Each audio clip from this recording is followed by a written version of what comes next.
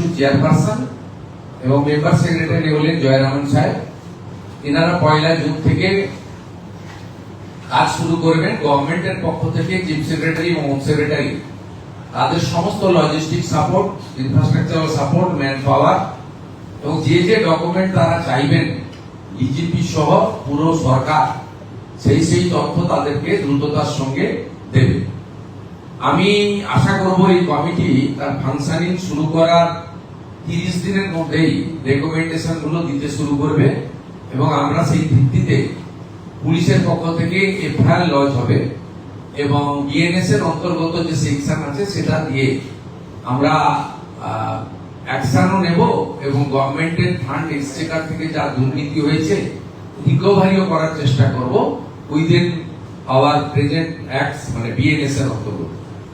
এছাড়াও prevention of corruption অ্যাক্টে যা আছে এর আওতায় গোটা পশ্চিমবঙ্গের সমস্ত পাবলিকও যেমন অভিযোগ করতে পারবেন, এমনি বিভিন্ন এজেন্সি যারা কন্ট্রাক্ট নিয়েছিলেন, বিভিন্ন এমএলএ ছাড়া যারা পাবলিক রিপ্রেজেন্টেটিভ আছেন, কাউন্সিলর, পঞ্চায়েত স্তর পঞ্চায়েত চেয়ারম্যান, গ্রাম পঞ্চায়েত প্রধান, তারাও এর মধ্যে হবেন। কোঅপারেটিভ অর্গানাইজেশন থেকে শুরু করে এনজিও থেকে শুরু করে সকলেই এই কভারের মধ্যে থাকবে, শুধু লোকায়ুক্তের মধ্যে যারা যুক্ত তারা বাদ দিয়ে। সেকেন্ড, আমাদের কমিটমেন্ট ছিল যে গত কয়েক বছরে পশ্চিমবাংলায় মহিলাদের উপরে, মা, বোন, দিদি এবং শিশু কন্যাদের উপরে যে ধরনের অত্যাচার হয়েছে, স্পেশালি এসসি, এসটি এবং মাইনরিটি মহিলাদের উপরে যেভাবে অত্যাচার হয়েছে, এই বিষয়ে আরেকটি কমিশন আমরা তৈরি করেছি। আমাদের কমিটমেন্ট ফুলফিল করলাম। এর চেয়ারপারসন করা হয়েছে কলকাতা হাইকোর্টের রিটায়ার্ড জাস্টিস শ্রীমতী সমাপ্তি চ্যাটার্জিকে। তিনি চেয়ারপারসন হয়েছেন মহিলা নির্যাতন সংক্রান্ত বিষয়গুলি দেখার জন্য কমিশনের। সেখানে মেম্বার সেক্রেটারি আমাদের এডিজি র্যাঙ্কের আইপিএস অফিসার আমাদের শ্রীমতী দময়ন্তী সেন, তাকে মেম্বার সেক্রেটারি করা হয়েছে।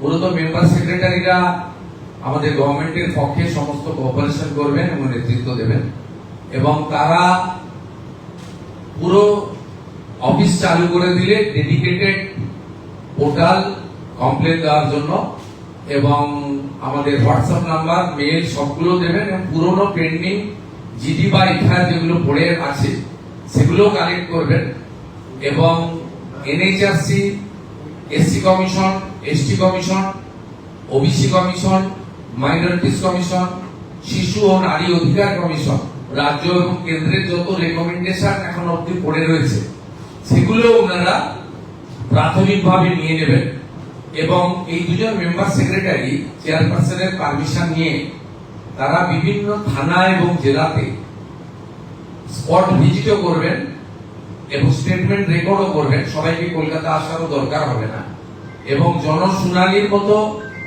আয়োজনও বিভিন্ন থানা স্তরে তারা করবেন এবং এর পুরো বিষয়টা তারা বিস্তারিত আকারে অফিস পেয়ে গেলে চেয়ারপারসনের সঙ্গে কনসাল্ট করে আপনাদের মাধ্যমে জনগণকে জানিয়ে দেবেন এবং এইটা একেবারে ওয়ার্ল্ড লেভেল, ভিলেজ লেভেল পর্যন্ত মানুষ জানতে পারবেন, তারা তাদের অভিযোগ নথিভুক্ত করবেন। এক্ষেত্রে কেবলমাত্র সুপ্রিম কোর্ট, হাইকোর্ট এবং সেন্ট্রাল ইনভেস্টিগেটিং এজেন্সির যে তদন্তগুলি চলছে সেই মামলাগুলির ক্ষেত্রে নির্দিষ্ট কয়েকটি মামলাগুলি ছাড়া বা সেই সংক্রান্ত ব্যক্তিগুলি ছাড়া অন্য মামলাগুলি প্রত্যেকটাই তারা দেখবেন।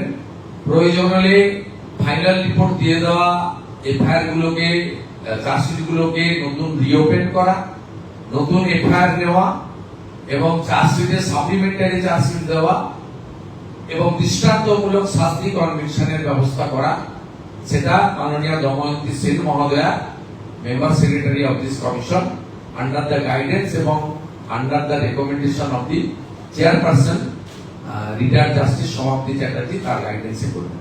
আমরা অনারেবল দুজন এক্স জাস্টিসের কনসেন্ট মাননীয় সিএস সংগ্রহ করেছেন, লিখিতভাবে তারা কনসেন্ট দিয়েছেন, দে আর এগ্রি। আর আমার সাথেই দুজন মেম্বার সেক্রেটারি আইপিএস এখানে বসে আছেন। আমরা ক্যাবিনেটও অনুমতি নিয়ে এটা এই আগামী কয়েকদিন তাদের ইনফ্রাস্ট্রাকচার বা অন্যান্য support man power logistic ready করবেন। 1 জুন থেকে তারা কাজ শুরু করবে।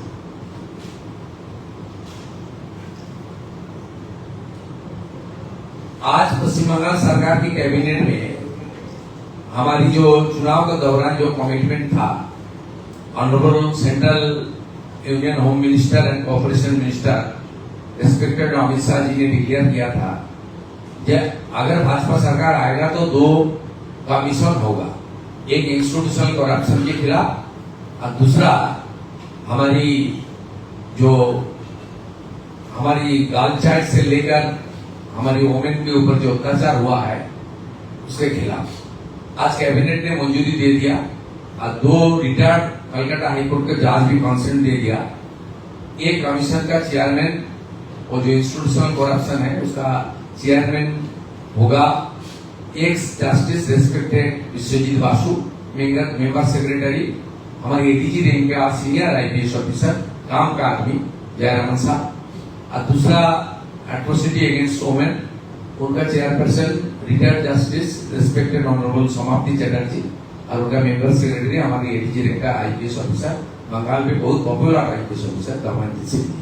ये काम 5 जून से चालू करेगा और हम लोग उम्मीद कर रहा है 1-1.5 महीने के अंदर कुछ रिकमेंडेशन भी आ जाएगा। और जनता ने कार्रवाई देखने चाहता है।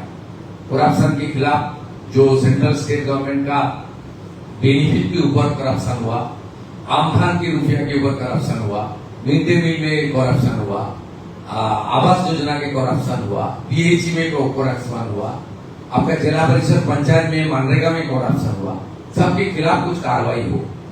और हमारी माता बहन दीदी बेटी ने उम्मीद का साथ इस सरकार को लाया।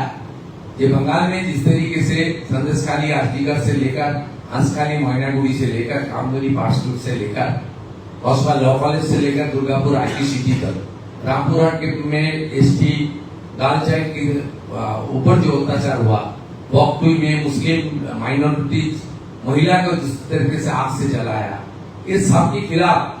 और 2021 में पोस्ट पोल वायलेंस के बाद जिस तरीके से महिला के ऊपर अत्याचार हुआ, molestation, rape, attempt to rape, वो सब के खिलाफ कुछ कार्रवाई हो।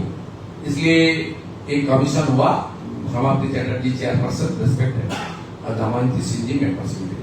कार्रवाई हम लोग चालू कर देगा तुरंत। यही हमारी आज का कैबिनेट का डिसीजन हुआ। ये लोग हमारी मेरा साथ है और हमारी जो सरकार की जो chief secretary home secretary TGP साहब है, ये काम हम लोग चालू कर रहा है। सब मीडिया के द्वारा पूरा बंगाल की जनता को मैं बताऊंगा, फुल कोऑपरेशन कीजिए। जो जानकारी है, जो डॉक्यूमेंट्स है, एविडेंस है, एक कमीशन को आप भेजिए और आपका जो उम्मीद है वो पूरा करने का काम इस सरकार करेगा।